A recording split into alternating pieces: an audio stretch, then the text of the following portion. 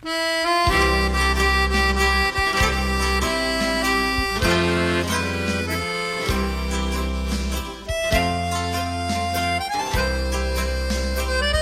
entrega do projeto de lei de diretrizes orçamentárias, é importante dizer, não é uma mera formalidade, né? É exigência legal, porque faz sentido que o poder público se organize nos seus investimentos, na despesa pública, para estar equilibrado.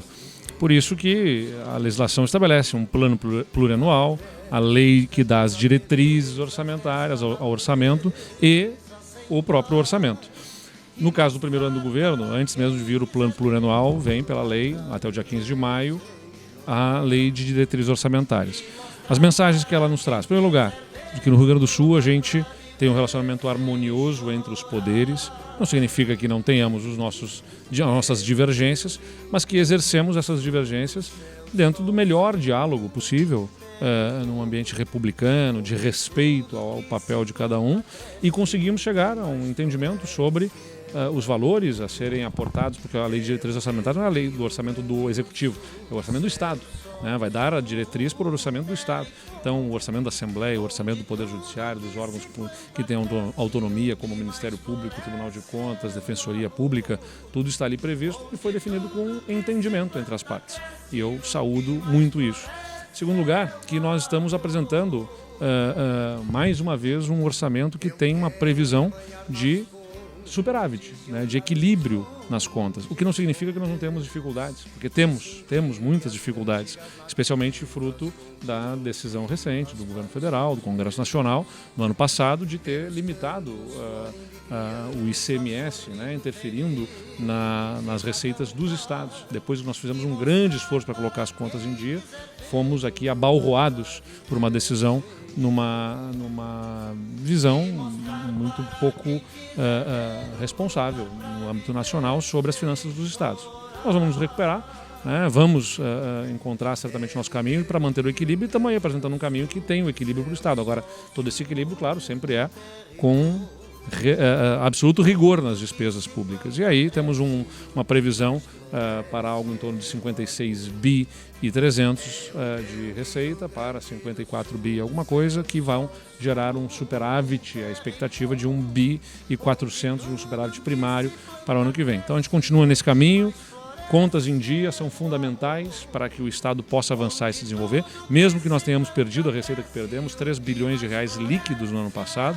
O Estado mantém as suas contas em dia. É importante lembrar disso, porque não faz muito tempo o Estado ficou por 57 meses sem pagar os salários dos servidores na data correta, sem ter qualquer capacidade de investimento e com impostos aumentados. E agora a gente vive um Estado que tem as menores alíquotas do Brasil de ICMS, 17%, que paga as contas em dia e que consegue fazer investimentos. A gente trabalha muito para manter essa condição. Agora a Assembleia vai fazer a discussão dessa lei que dá, como eu disse, diretrizes ao orçamento e em seguida virá para a Assembleia o plano plurianual e depois a lei orçamentária para 2024. Essa busca permanente pelo equilíbrio fiscal, governador, qual o papel da Assembleia nesse trabalho?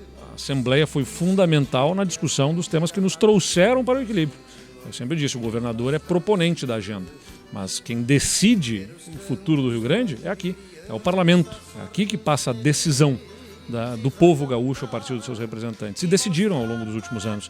Decidiram pelas privatizações, decidiram pelas reformas, decidiram pela reorganização do Estado gaúcho, que nos permitiu criar essa condição de redução de impostos e de investimentos que a gente está vivenciando. Então, cada deputado que participou desse debate foi importante. Mesmo aqueles que divergiram e que fizeram a divergência dentro do melhor ambiente, como eu disse, de uma democracia no plenário da Assembleia Legislativa, e as decisões foram tomadas pela maioria do povo gaúcho a partir dos seus representantes. Inclusive, né, decidido pelo povo gaúcho a continuidade deste modelo a partir da nossa reeleição. Então, um grande compromisso que nós temos. A Assembleia Legislativa vai ser, sem dúvida nenhuma, mais uma vez, muito responsável nos bons debates que aqui se travarão. Como sempre digo para as pessoas, a cada escolha tem uma renúncia. A cada escolha, não adianta, nós queremos atender tudo.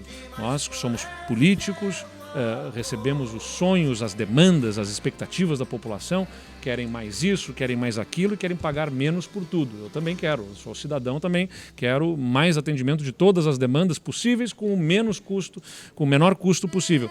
Só que as contas têm que fechar. Então, a nossa responsabilidade é contas em ordem para poder pagar o salário dos nossos servidores, para poder chamar novos servidores que são importantes, para poder fazer os investimentos necessários nas estradas, nas escolas, nos hospitais e garantir um estado em que as pessoas possam olhar para o futuro com confiança. Governador, o senhor citou que o estado agora volta ao nível de investimento pré-avançar. Um investimento no patamar do avançar, ele depende necessariamente de recursos extraordinários? Sim, porque nós fizemos justamente o que era o nosso compromisso. Trazer as nossas despesas correntes para dentro das nossas receitas correntes. Que é, assim, nós temos uma receita que costuma acontecer, fruto dos impostos, do IPVA, do ICMS, dos outros fundos de participação do Estado e das outras receitas que são recorrentes, né?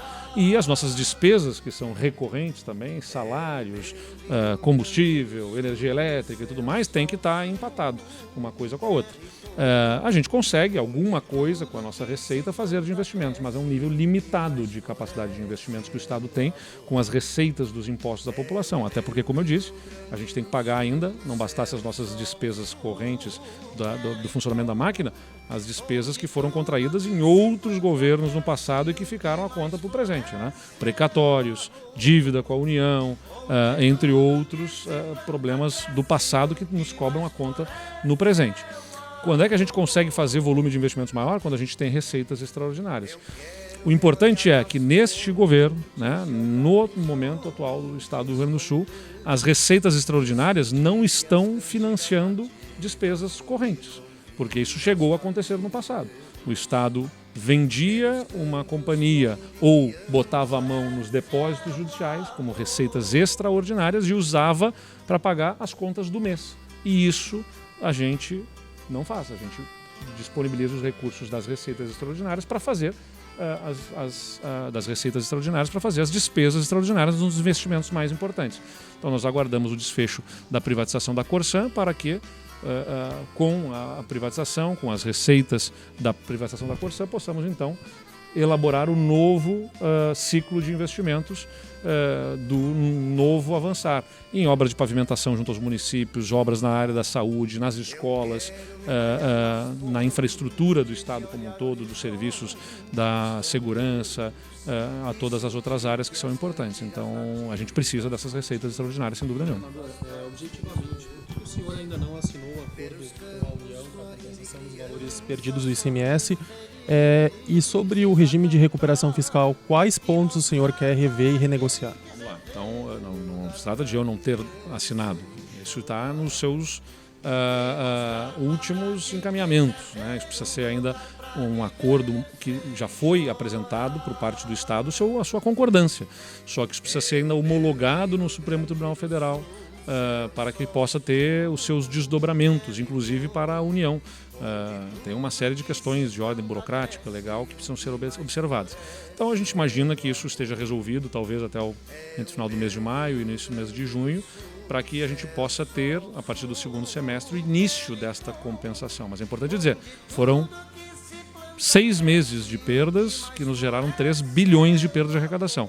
E a gente vai ser compensado disso em 2 anos e meio. E o que a gente perdeu no início desse ano não vai ser compensado. Então, nós continuamos perdendo receita no início desse ano, porque se você comparar o primeiro quadrimestre, como eu estava dizendo, deste ano em relação ao mesmo quadrimestre do ano passado, a gente perdeu ali cerca de 2 bilhões de reais. E esses não vão ser compensados. A gente está sendo compensado da perda do segundo semestre do ano passado, que é o que a lei complementar 194 previa. Então, isso será homologado e aí vai se dar o curso à compensação. Sobre o regime de recuperação fiscal. O regime de recuperação fiscal ele estabelece uma obrigatoriedade, vamos lá para o pessoal entender. O Estado é devedor, a União é credora. Tá? Então, o Estado deve para a União, o credor, vendo que o devedor está com dificuldades de fazer os pagamentos, negociou com o credor e disse, ok, vou aliviar os teus pagamentos, mas você tem que me provar que está comprometido ali na frente, não me pedir de novo para empurrar a sua dívida e ficar sem pagar a sua dívida. Então você vai ter que comprovar para mim que vai ter superávit, ou seja, que entre a sua receita e a sua despesa vai abrir espaço cada vez maior para poder ir pagando a dívida com a União sem ter problemas. Nós assinamos esse acordo, ok, vamos lá, credor, estou aqui me comprometendo, vou abrir espaço no meu orçamento para poder te pagar. Só que aí vem o próprio credor e, por uma decisão do Congresso Nacional, empurra as nossas receitas para baixo e aí fica impossível cumprir o que nós estabelecemos de compromisso de superávit. Então nós vamos ter que repactuar essas bases de superávit. Isso não é um problema do Rio Grande do Sul, isso é um problema de todos os outros estados, em especial os que estão no regime de recuperação fiscal. Então estamos fazendo essa discussão, né, junto ao Ministério da Fazenda, acompanhados de Goiás, Rio de Janeiro, e também de Minas Gerais, que são os estados que estão no regime de recuperação fiscal. E outros estados também terão interesse nessas discussões. Eu tenho recebido sempre a melhor atenção por parte da equipe do ministro Fernando Haddad e tenho a melhor expectativa de que a gente possa encaminhar uma solução para isso. Ver os campos florindo e crianças sorrindo felizes a cantar e mostrar para quem quiser ver um lugar para viver sem chorar. E mostrar para quem quiser ver